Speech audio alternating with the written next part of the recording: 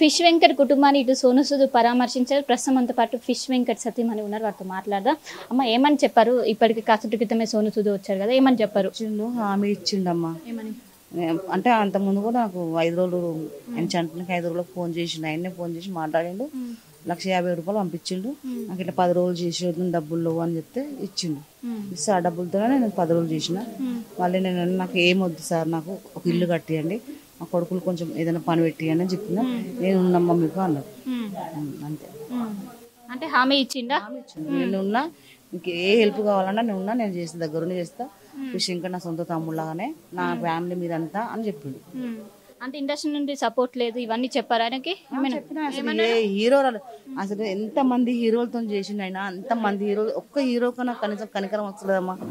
ఇప్పుడు శంకర్తో సినిమాలు చేసిన ఒక్క పోయి కలుద్దాం, లేకుంటే కనీసం ఫోన్ చేసి మాట్లాడదాం. ఒక్క హీరో అసలు చెప్పాలంటే ప్రతి ఒక్క సినిమా ఆయనతోనే హిట్ అయిందమ్మా, ఆయనతోనే హిట్ అయింది.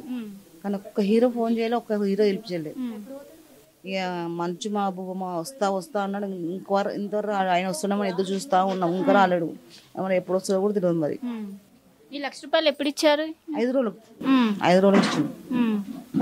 ఇస్తేనే నేను 10 రోజులు చేసిన. అంటే ఇటు టాలీవుడ్ నుంచి మాత్రం ఎవరు రాలేదు, కానీ సోను సూద్ అనేది అసలు టాలీవుడ్కి కాదు, ఆయన వచ్చారు.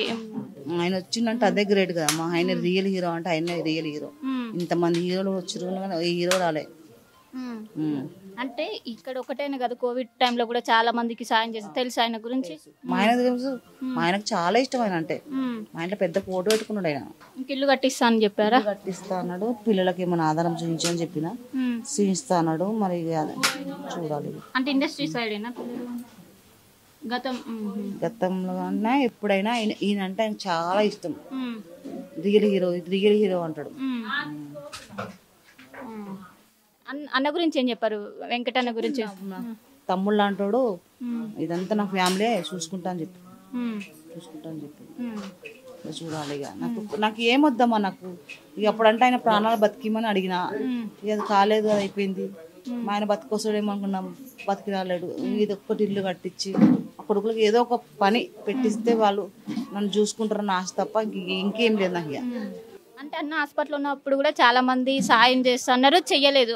ఇప్పుడు ఇల్లు కట్టిస్తారని నమ్మకం ఉందా సోను సూద్ పైన? నమ్మకం అయితే ఉందమ్మా, నాకు నమ్మకం అయితే. ఆయన మాట ఇస్తే మాట నమ్మకం ఉంది. నమ్మకం ఉంది. అన్న వాళ్ళతో ఇట్లా మాట్లాడారా మీ కొడుకులతోనే? మాట్లాడి అందరితో మాట్లాడు. ఎంతసేపు టైం స్పెండ్ చేశారు మీతో? 15 నిమిషాలు 20 నిమిషాలు అందరితో కలిసి అందరితో మాట్లాడండి. అంతా నా ఫ్యామిలీ అని చెప్పాడు.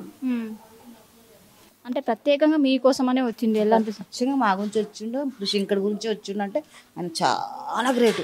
ప్రతి హీరో ఆయన చాలా అంటే చాలా గ్రేట్. రియల్ హీరో అంటే ఈయననే.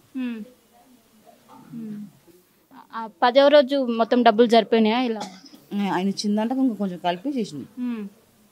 ఇంకా ఫ్యూచర్ అయితే సహాయ సహకారాలు చేస్తాను, ఇల్లు కట్టిస్తా, మీకు ఏ ప్రాబ్లం ఉన్నా నాకు ఫోన్ చేయని చెప్పిండు.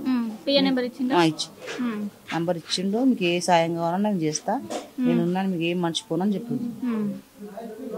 సో దీని గురించి టాలీవుడ్కి ఏం చెప్పాలనుకుంటారు? అంటే టాలీవుడ్ నుండి ఇక్కడ హైదరాబాద్ నుండి ఎవరు రాలేదు, కానీ సోను సూద్ వచ్చిండు. అది చాలా గ్రేట్ కదా, చాలా గ్రేట్. ఆయన వచ్చింది చాలా గ్రేట్.